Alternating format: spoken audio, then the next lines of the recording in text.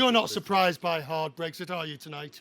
No, because every other solution for the British would have depended on the Europeans going along with it. And it's been pretty clear from the start. There was very little appetite for negotiations at this stage. And so Britain chooses to basically determine its own fate. And what they can do is a hard Brexit. So what do you make of it, though? Because first of all, as you heard Ingrid saying just then, how are you going to respond to that with your UK division, which is huge, it's sizable? What are you going to do? It's much smaller than our US division. We have 20,000 people in the US. We have about 5,000 people, slightly over that, in the UK, which is large. Will you start planning to move some functions across to Europe? No passporting.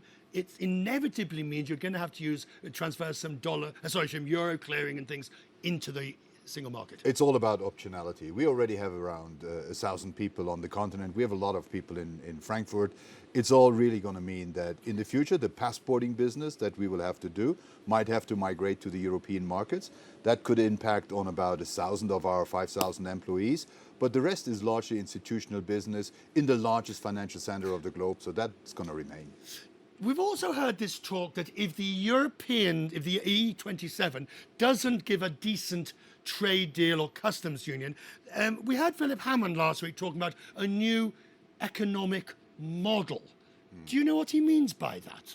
Well, I think Britain has two options. The first one is to negotiate with Europe, and that relationship will definitely be not as good as it was in the past. So a status quo minus is going to emerge on the European side.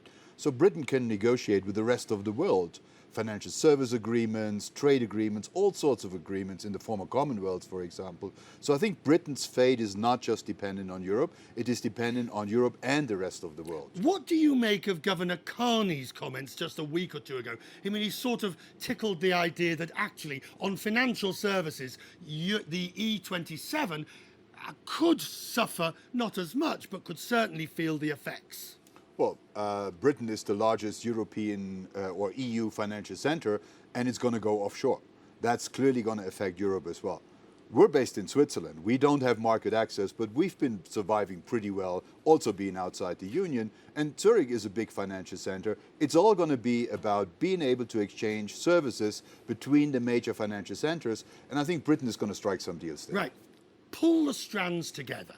Once the British people had voted for Brexit, and now you see the plan that she's putting forward, does it seem a realistic plan, or does it seem like going over the cliff? Well, it's the plan that basically we start from scratch.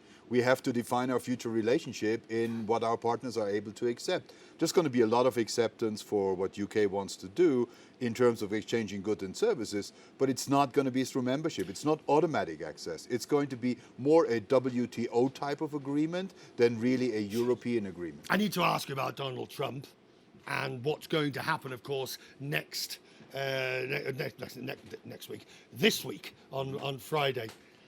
The level of uncertainty by the policies and the comments that we're hearing from the president-elect. How concerned are you? Gut feeling? Gut feeling is political uncertainty used to be an emerging market issue, and it rocked markets there in the past.